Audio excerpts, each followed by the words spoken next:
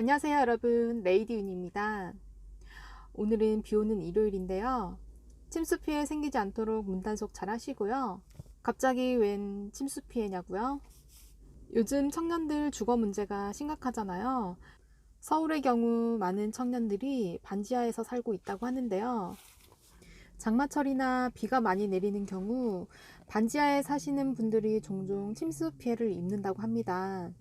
저 또한 예전에 약 1년 정도 반지하에서 살아본 경험이 있는데요. 다행히 그때 당시 침수 피해는 없었지만 반지하 이야기가 나온 김에 2010년이죠. 제가 29살 첫 독립 이후 2020년인 현재까지 약 10년 동안 총 7번의 이사를 하면서 그동안 살아왔던 집들을 한번 회상해보고자 합니다. 반지하부터 아파트까지. 첫 번째 집입니다. 집이 참 단순하죠? 이 집의 특징은 먼저 반지하이고요. 29살 때 이직을 하게 되면서 처음으로 독립을 했습니다. 그래서 이 집으로 이사를 했고요. 이 집은 그때 당시 보증금이 200에 그리고 29만 원. 반지하였지만 그래도 나름 햇빛은 잘 들었던 것 같아요. 그런데 화장실에 곰팡이가 좀 자주 생겼던 것 같습니다. 그렇게 오래 살진 않았고요. 딱 1년 살다가 이사했습니다. 두 번째 집입니다. 이 아파트는 원룸 아파트였고요. 세대수가 상당히 많았던 것 같아요. 한 70세대 정도. 그리고 층은 5층까지 있었고 제가 살던 집은 2층이었습니다. 첫 번째 집과 비교했을 때 이 집의 장점은 발코니가 있었고요. 그래서 빨래를 발코니에 넣을 수 있었습니다. 가격은 보증금 2천에 월세 25만 원. 이 집에서는 상당히 오래 살았는데요. 한 2년 5개월 정도 살았습니다. 세 번째 집입니다. 2013년부터 2015년까지 2년간 살았었고요. 이 집은 단칸방이 아닌 거실 겸 주방, 그러니까 1.5룸. 방 이외에 폴딩 도어로 구분된 거실 겸 주방이 있었습니다. 이때는 제가 소파도 사서 넣고 처음으로 그래도 나름 만족했던 집이었습니다. 층은 5층이었고요. 가격은 3천만 원에 35만 원, 관리비 포함해서 처음으로 애착을 많이 가졌던 집이었습니다. 나름 인테리어도 신경 써서 했고요. 자, 드디어 네 번째 집입니다. 이 집은 아파트였습니다. 브랜드 아파트였고요. 브랜드명 P로 시작하는 아파트. 아파트 내에 임대 세대가 있었습니다. 집주인이 지역 도시공사였고요. 보증금은 무려 7천만 원이고 월세 15만 원. 그 전까지는 제가 보증금이 어느 정도 있었음에도 불구하고 보증금을 크게 걸지 않고 월세를 많이 내는 형태로 그렇게 살았는데요. 그 이유는 이제 깡통 전세라고 하죠. 나중에 태거 시 보증금을 되돌려 받지 못하는 경우가 한 번씩 뉴스에 나왔잖아요. 어떻게 보면 저한테 있어서는 그 보증금이 전 재산인데 그런 불상사가 생기는 걸 굉장히 두려워했었던 것 같습니다. 하지만 이 집의 경우는 임대 아파트이기 때문에 공공기관인 도시공사와 계약을 하기 때문에 보증금을 반환받지 못할 염려가 전혀 없었던 것 같습니다. 그래서 보증금이 컸지만 안심하고 입주할 수 있었던 것 같고요. 이 집에서는 제가 약 3년 정도 지냈는데요. 그동안 이제 원룸 그리고 1.5룸에서 살다가 이렇게 아파트에 오게 되니까 너무 좋은 거예요. 삶의 질이 한 단계 업그레이드 되었다고 할까? 그래서 이때부터 제가 어떻게 해서든 이제 아파트로 내 집을 마련을 해야 되겠다라는 그런 목표가 생겼던 것 같습니다. 다섯 번째 집입니다. 이 집은 모양이 참 특이하지요. 오피스텔이었고요. 층수는 탑층인 14층이었습니다.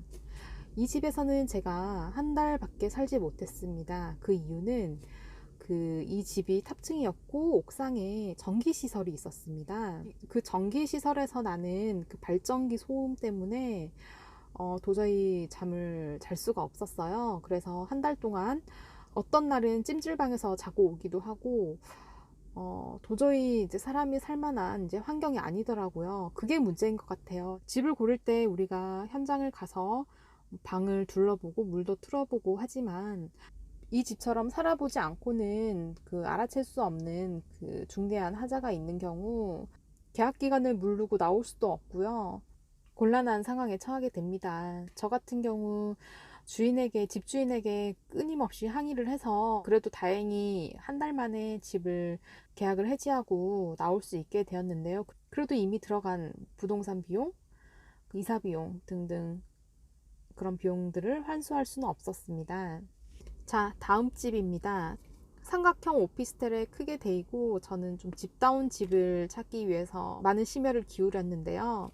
이 집은 1.5룸이었습니다. 보시는 것처럼 베란다가 있었고 방 그리고 거실 겸 주방, 층수는 5층이었고 보증금 3천에 월세 29만 원이었습니다. 자, 다음 집입니다. 이 집은 제가 현재 살고 있는 집이고요. 집을 이사하게 된 이유는 지금 다니고 있는 회사가 올 6월에 제가 살고 있는 수원으로 이전을 하게 됩니다. 그래서 제가 먼저 수원에 자리를 잡기 위해서 이 집으로 작년 9월이죠. 먼저 이사를 하게 되었습니다. 자, 마지막 집입니다. 제가 지난 영상에서 얘기 드렸던 아파트 청약에 당첨된 그 집입니다. 계약은 다음 달이기 때문에 아마 이사는 8월 말쯤에 이사를 할 것 같고요. 보시다시피 방 3개 그리고 화장실 2개, 베란다 많고요. 24평 아파트입니다. 아파트 가격은 의미가 없겠죠. 왜냐면 이 아파트는 자가이기 때문에 월세를 내지 않습니다.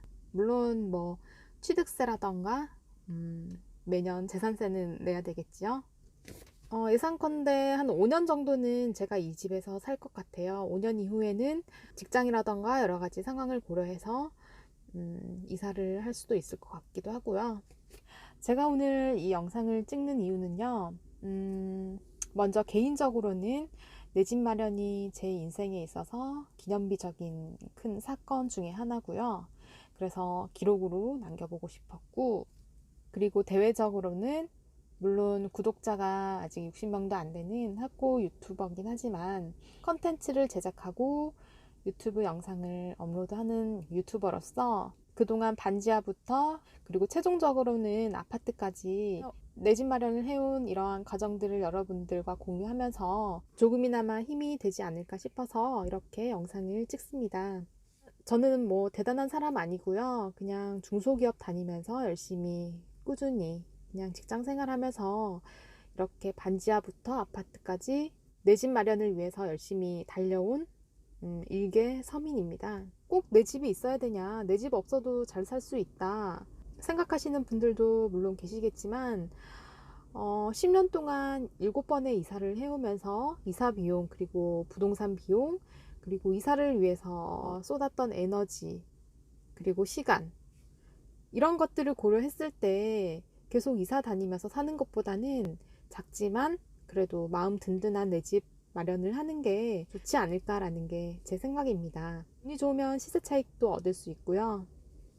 남 눈치 보지 않고 두 발 벗고 잘 수 있는 내 집이 있다는 게 행복하지 않을까요? 오늘도 이렇게 제 영상 끝까지 봐주셔서 감사하고요. 다음에는 더 업그레이드된 영상으로 찾아오겠습니다. 이상 레이디윤이었습니다.